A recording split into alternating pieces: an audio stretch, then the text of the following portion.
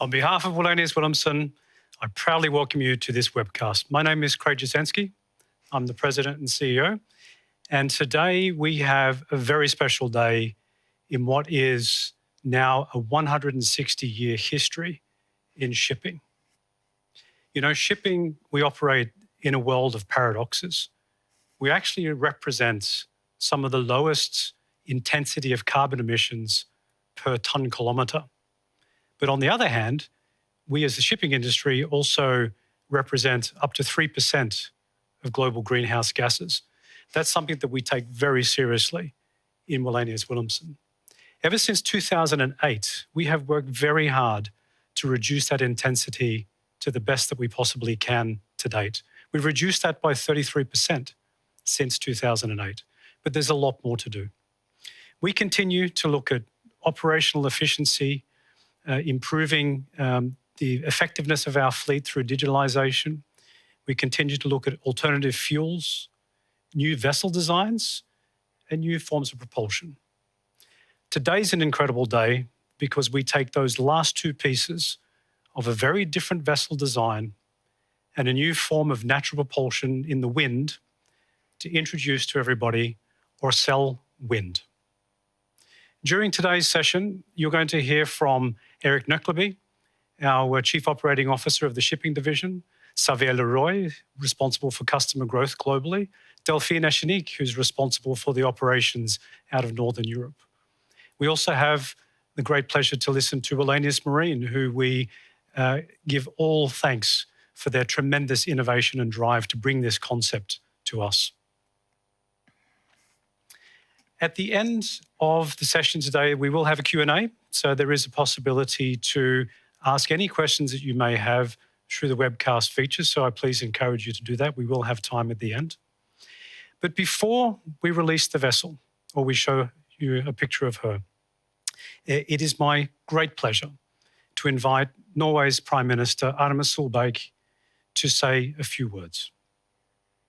Good afternoon from Oslo. It's a pleasure for me to join you for the launch of the Wallenius Wind project. The global maritime industry is undergoing rapid changes.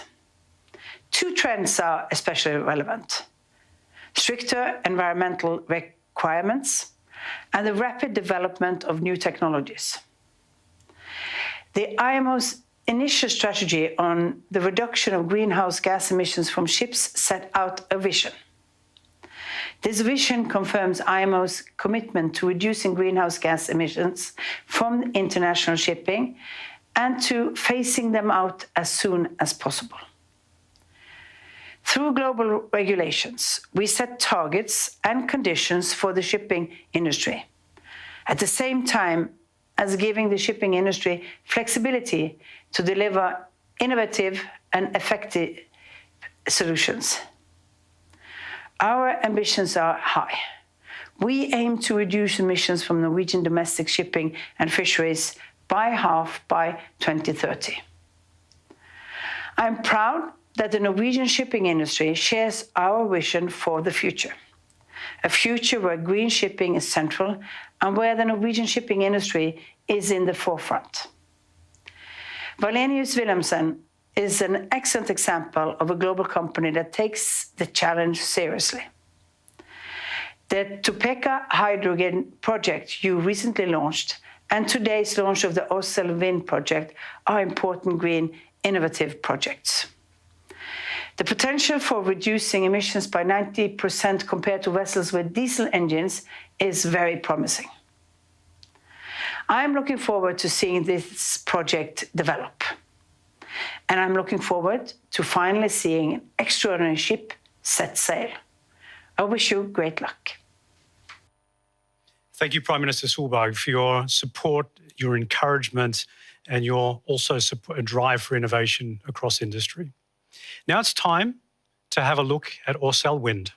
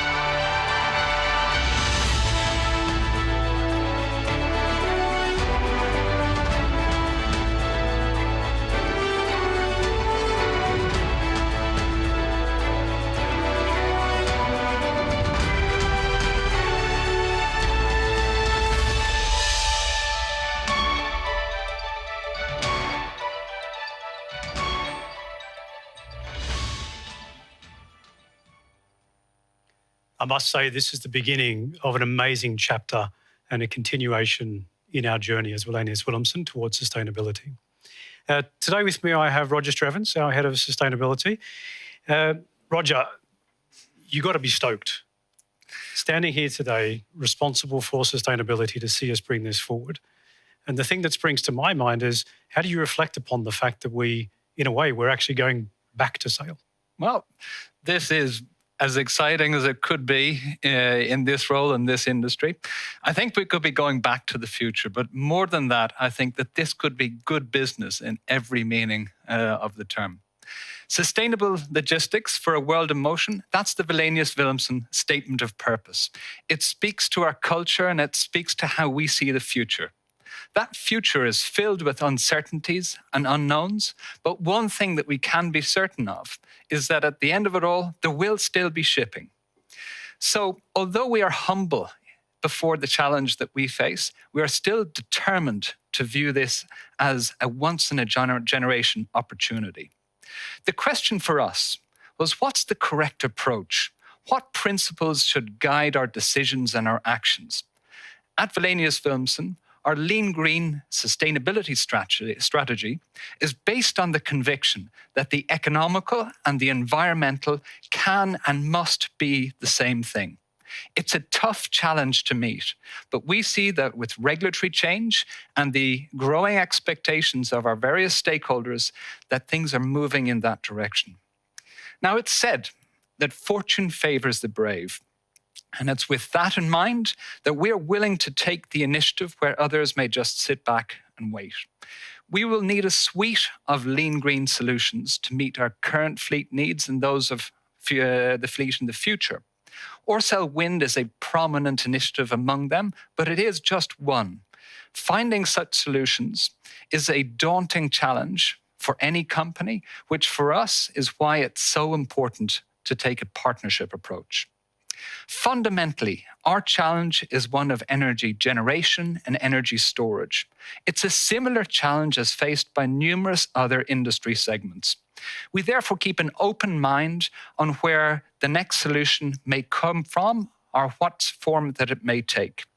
We keep in mind that although shipping is the original global industry, it can be a hidden industry. It's not necessarily first to mind for the world's innovators. So we are working to try and bring our challenges to create opportunities for those innovators. Lastly, we believe it's important to engage in the regulatory process to find progressive yet pragmatic solutions. We need a global regulatory approach for a global industry. There must be an emphasis on innovation, and that should include protecting the first movers. We have to achieve as much change for as little cost as possible, and we have no time to lose.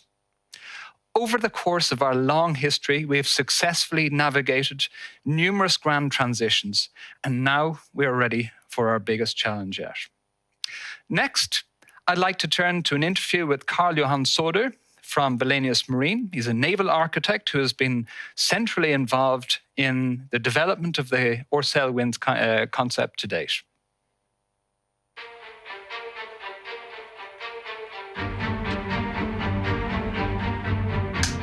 The original vision with the Ocean Bird is to come up with a radical new emission-free concept that changes the perception of deep-sea transportations. So the Ocean Bird is an emission-free concept that uses wind as the main source of propulsion. We have 5 large rigid wing sails on top of the ship, and the scale of it and the way it's put together makes it truly unique. So I'm really happy to have Wallenius Wilhelmsen to join this team. Together we are forming a really strong team, and we have all the resources and competences needed to make this project come alive. We are really creating history here and starting a new future. So with this project, there's a lot of big challenges. We have technical, operational, and commercial challenges. But together we can overcome this and do something that no one has done before. This has the potential to change the way that deep-sea transportations work, and this is the start of a new era.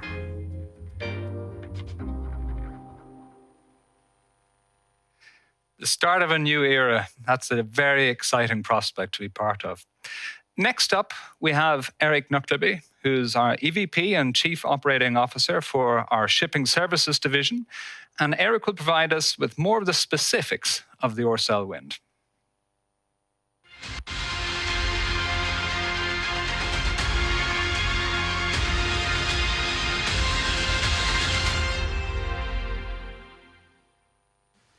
Thank you, Roger. Hi, everyone, and thank you for taking the time to be with us today. We all understand the seriousness of the climate change, and we as businesses understand our responsibility and see this as a real opportunity to do our part.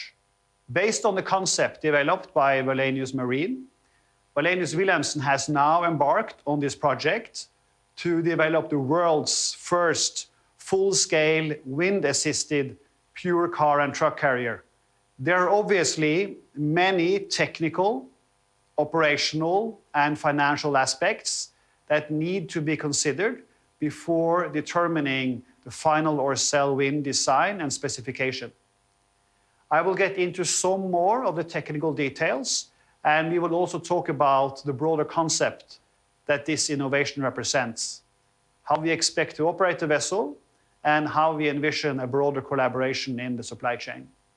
The expectation is that the vessel will be similar in size and cargo capacity compared to current market standard, a car carrying capacity of 7,000 units, an overall length of around 220 meters, and a width of approximately 40 meters. The air draft, measuring the maximum height above water, is expected to be above 100 meters with the wing sails fully raised and reduced to 50 meters or less with the sails retracted. For reference, some vessels in the current fleet have an air draft of 45 meters. The windage of the wing sail system, which is its ability to catch the wind, will be reduced as much as possible when the vessel is, for example, operating in a port or passing through a canal. The exact means to do this is still under consideration, but one possibility will be for the top 3 sections of each wing sail to telescope down into the lowest section. The design will be evaluated for speeds of 10 to 12 knots under sail that can be increased with the supplemental power system.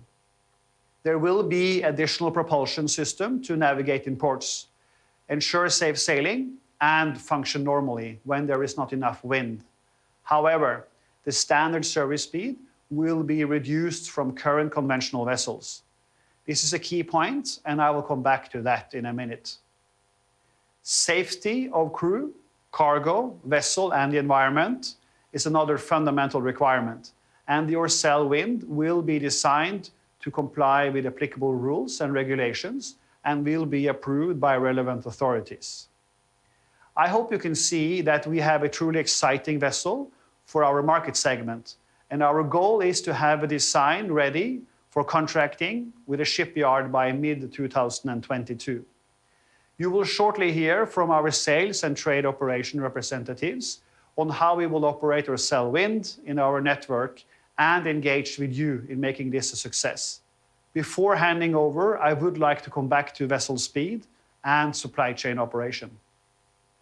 We will not be able to tackle the climate challenge that already is upon us without thinking differently about how we plan and operate future supply chains. Reducing emissions from shipping to the levels we know are required will have to balance speed of transportation with smarter planning of the full supply chain to ensure that we can maintain an optimal service delivery to final consumer. Orcelle Wind will be our technical and operational testbed for zero-emission innovation, where we can assess and develop various zero-emission fuels and technology. We believe a mindset change across the entire supply chain is needed to have any chance of reaching zero-emission operations. The Orcelle Wind, together with our solutions brand, are representative in that respect.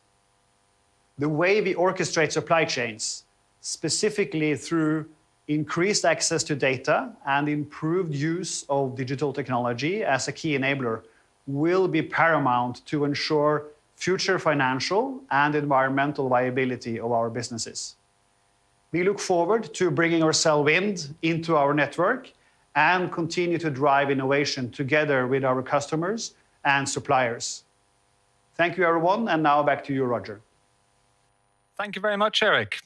Now, clearly, the commercial and operational aspects of the Orcelle Wind are critically important to understand and to examine. Here to share some perspectives on those two very important issues are colleagues Xavier Leroy and Delphine Echenique from our Stockholm office.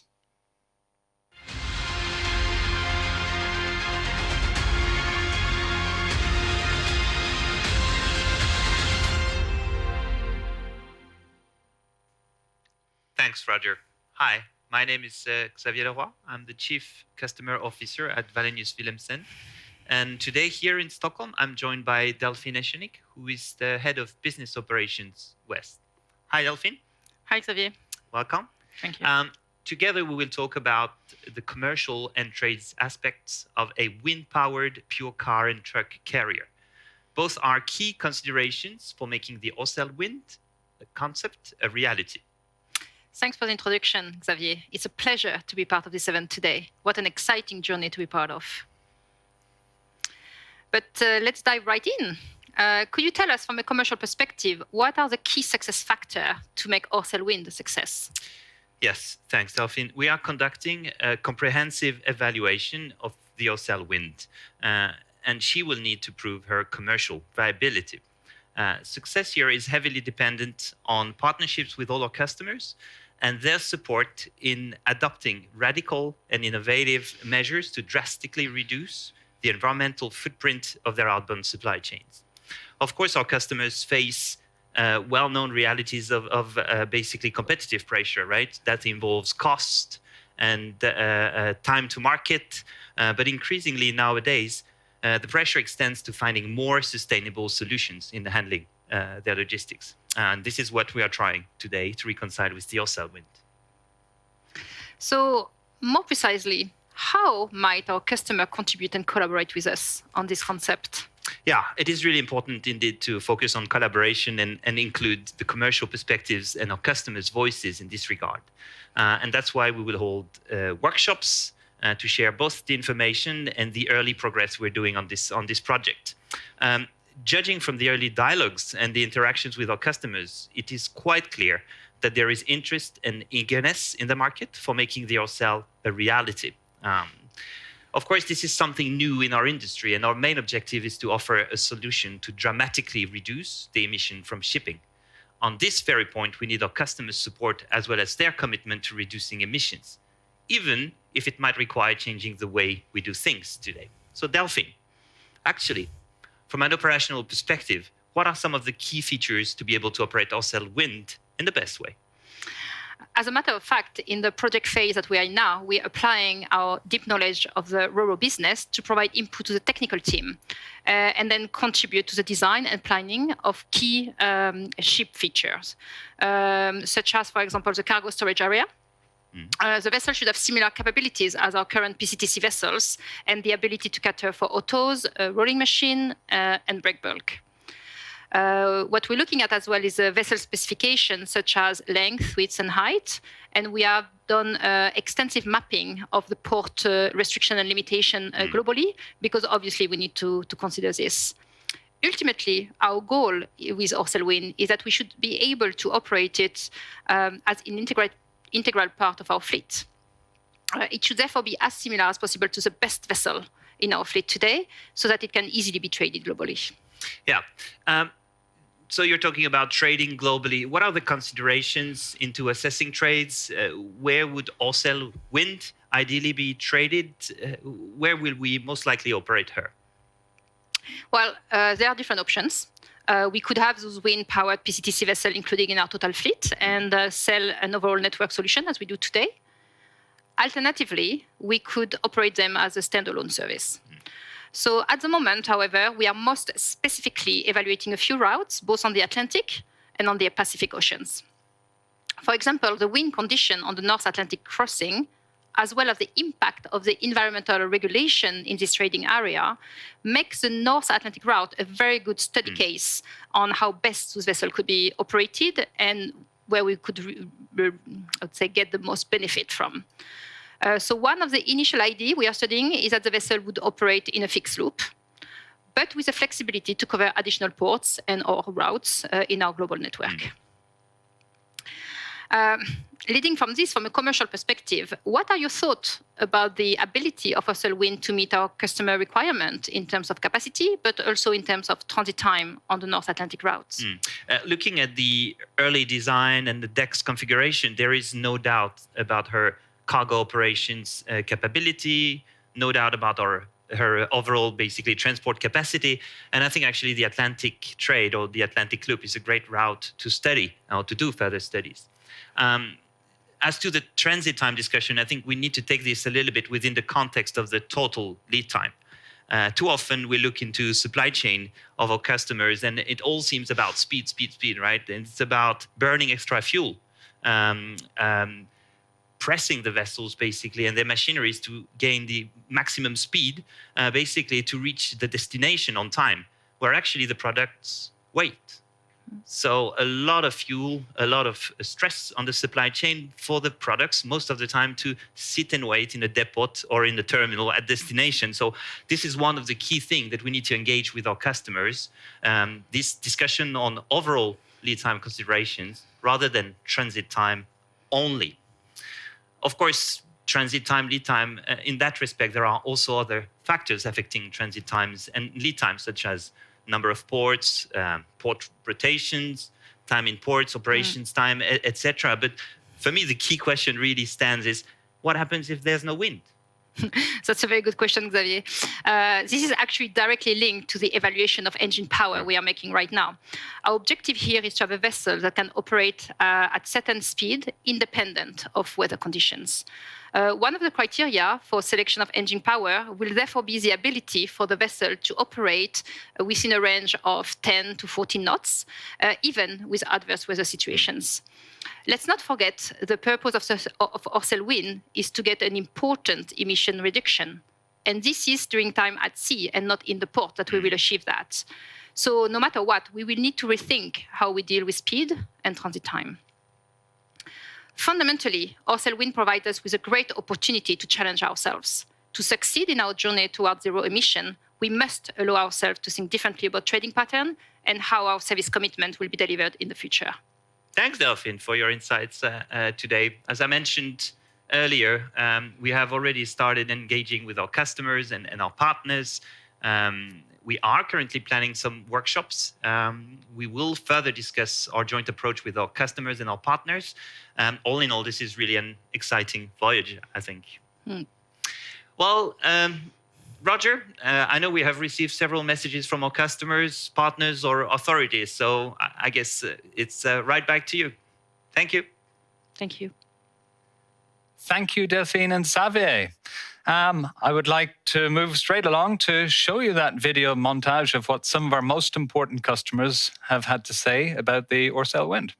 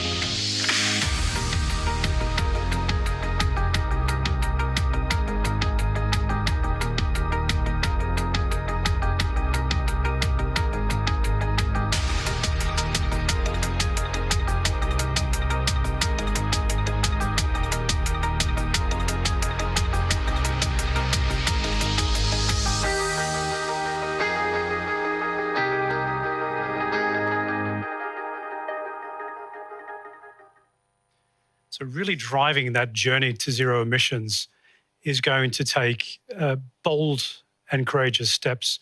And what's extremely pleasing to see is the support that we already have from a number of our major customers, support from governments and support from other institutions that have been working very closely with us and importantly with Wallenius Marine to bring this to fruition. They're huge responsibilities that we have. They're huge steps that we need to take. But we have the absolute conviction to do everything that we can do as Wallenius Wilhelmsen to continue to drive reduction in our emissions in the supply chain. And as I said, great to see that our customers are absolutely supportive in those steps. We have the ambition to be ready with the work that we undertake now, which Eric Knucklebee touched upon, to continue to review and to evaluate the financial, commercial, and the operational viabilities of this vessel, with the ambition to be ready with contracts for yards, or let's say a blueprint to yards, by the middle of next year. The reality of that means that we can aim to have such a vessel on water and trading by 2025. It's that type of commitment and that type of courage that we've undertaken in order to see this through. We have yet to establish financing. We've yet to establish how we'll bring this to the yards, but this is exactly the work that we continue to undertake now over these literally coming months. And I think the need for us to continue to collaborate across industries, within industries, is absolutely key to be able to succeed in these big, bold steps that, frankly, we all need to make in order to reduce emissions. So again, I would just wrap up and thank our customers for their commitment as well. With that, I think we're going to bring this to an end from a presentation point of view. So I thank everybody very much for your attendance. We're going to open up very shortly for Q&A. If you haven't had the opportunity to put questions forward, now is a chance. I know a lot have come through, Roger, so we're ready to handle those. I have together with me Roger, of course, to moderate. Xavier's online, Delphine is online, Eric is online, so we're here to field some of the questions. Just before we dive into it quickly, Roger, the PDF is also available on the webcast now. So if any of the media wish to download any of the imagery or information, it's now available there. So with that, thank you very much for your attendance, and we shall open for Q&A. Thank you very much, Craig. And we have a lengthening list of very interesting questions here. But let me start you with this. How long will it take to replace the current fleet with the new wind-powered vessels? Or alternatively, do you expect to operate a mixed fleet of vessels powered by different means? I'll take the last first. We do not see one single solution in order to really drive the changes that we need to make across the industry. We see multiple forms of energy and propulsion. Each ship that we push through the water every day has an incredible energy requirement. So replacing that in one single way or one single path is not what we believe in. So we'll continue to explore alternative fuels, alternative forms of energy sources, but we're also going to focus on wind, as we're doing with Orcelle Wind. Relative to the fleet, we have the ambition, as I said, to have a vessel in operation by 2025. That's absolutely within the real planning horizon. Do we at this stage see that we're going to replace all 120 plus minus vessels in our fleet with these ships? Probably not, but this is a step forward. Whether we're going to start with one, we end with 5 or 10 or 20, let's see. Because I think, as I said, it's so important that we continue to explore other forms of energy and other forms of propulsion as well. So that's our commitment to continue. Thank you. Now, Eric, you shared with us some of the important specifics of the Orcelle Wind, and there's a question in that area which I've got for you here. Given that the sails are only partially retractable, how will the vessel be affected by severe weather? And perhaps more than that, you can just elaborate a little on the general safety considerations of the Orcelle Wind. Yes, of course. So I think it's important to recognize that we have a lot more testing and development to come, obviously. You saw in one of the videos the small scale that's been tested for the hull design. We have tested the effects of the sails on a smaller scale, wind tunnel testing, and the next step is also then to build a full-scale sail version that we will then test both totally erected and also folded down. So there's a lot more to come there. At the same time, when it is folded, we do not see that major of an issue right now, given the experience we have in designing different types of Ro-Ro vessels. During our history, it adds 5 meters to the top or to the total height. And of course, while the sail is erected, it's about giving the push forward, but while it is folded down, it's about sort of avoiding the effect of the wind. So there's a lot of different types of technology and innovation that's going to go into that and already in the consideration, as I mentioned. And if I could just, as a final comment, pull back a little bit back in time or sort of reach back in history, we have owners in Wallenius and Wilhelmsen that has pioneered the Ro-Ro industry from having built the first Ro-Ro vessels, 40, 50 years ago. So there's a lot of experience here also coming into this, and we would never put anything into production that's not fully tested, fully certified with the help of class companies. So this will all follow, of course, a very compliant process. That's super important for us. But given the history of innovation we have had, we are confident that we can make this work. Thank you very much, Eric. Delphine, if I could turn to you next. Clearly, there's a fairly important dialogue to be had between ports and ourselves as an operator of this vessel. Can you explain a little bit about what kind of topics are up for discussion with the ports? Are we dealing with all of the ports that we call, or a selection of them? Yes. So at the moment, what we have been doing is a study of all the limitation and restriction that we know in all of the ports that we are calling. We have specifically looked at the North Atlantic routes and Pacific routes. So there's a very mapping on the height, the width, the length of the vessels. We're looking at the berth capabilities. And at the moment, it's an exercise that we've done to highlight how many ports do we see that there could be some issue. Moving from that, there needs to be a dialogue about how we address what we are now identifying as potential obstacle. So we are still in a very preliminary phase of those studies, and there's definitely going to be much more in-depth dialogue moving forward with the ports. Thank you, Delphine. Xavier, one of the questions which keeps coming up here is to explain the relationship between the Ocean Bird concept and the Orcelle Wind. Is this the same vessel, or are there differences in the technology? Perhaps you can expand on that. So it's a good question about technology for a commercial guy, I guess. But I think what we're trying to do right now is to move from the concept and all the good ideas that were developed with the Orcelle Wind to make it an industrial reality. And really, the Orcelle Wind here has to take into account, just like Delphine mentioned, port restrictions, port rotations, expectation on transit times. So it's not only about a feasibility study, it's really about going a little bit like Craig mentioned earlier. It's about financial viability. It's about how do we build such a vessel? What are actually the key features of such a vessel? And eventually, and importantly, what and how can we influence our customers' supply chain so that this vessel comes nicely as a very strong means or a successful factor for their supply chain and reducing their emissions. So I think we're taking it from a very nice concept vessel, extremely important innovative study, into reality, or at least the next steps required to make it a reality. I hope this was... Thank you, Xavier. Thank you.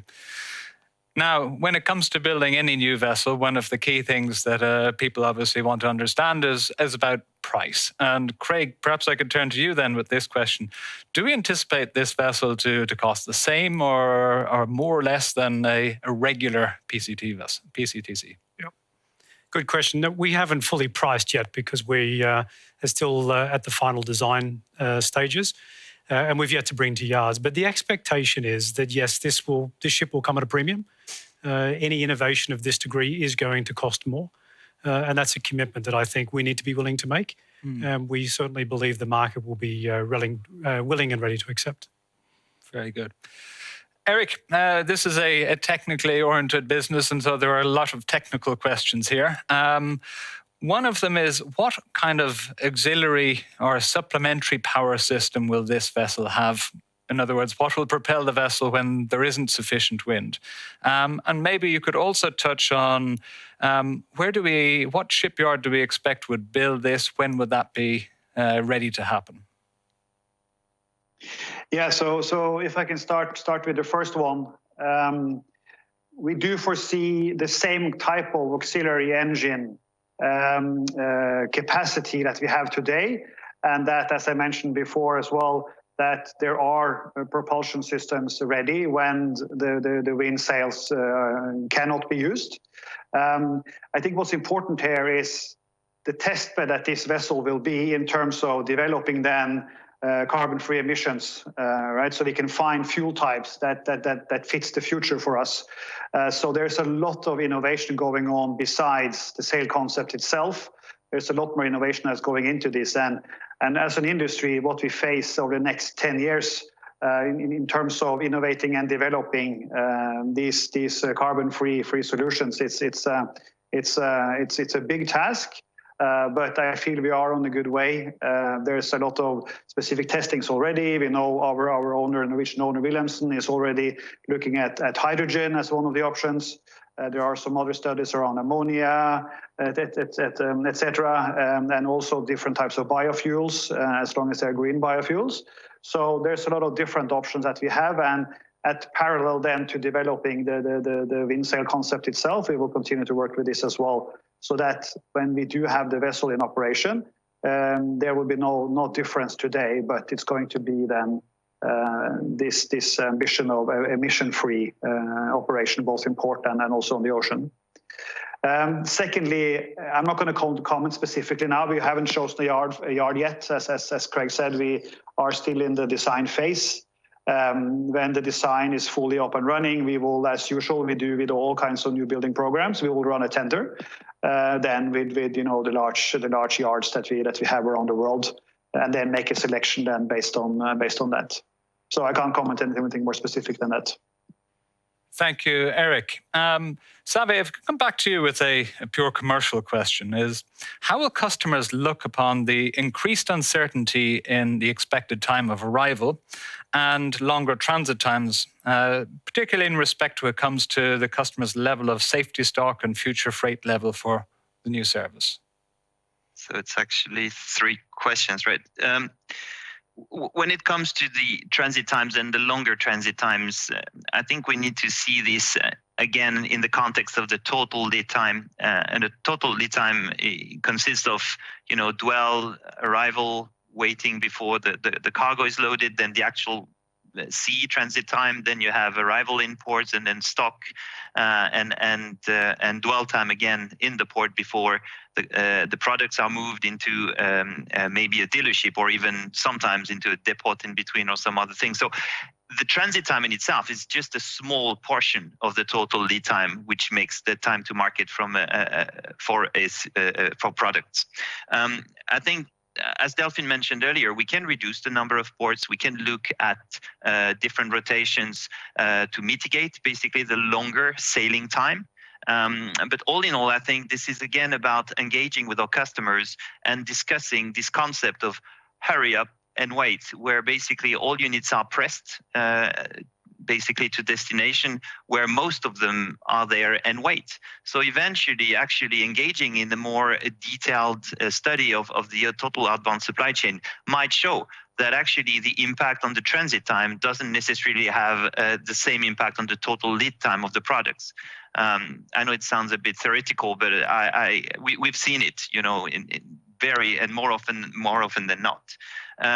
Again, and to your second point about the safety stock levels, if you identify early which units are actually bound for stock, then it's not a big difference whether the unit is sitting a bit longer on a vessel or sitting a little bit longer on the terminal at destination, because it's a unit bound for stock anyway. So in this case, actually, the additional storage may be a source of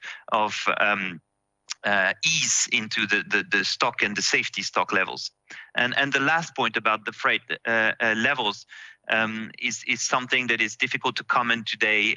We are looking at the commercial viability of Orcel Wind, integrating her into our fleet, and we are not there discussing, or we are not yet there basically at discussing freight levels.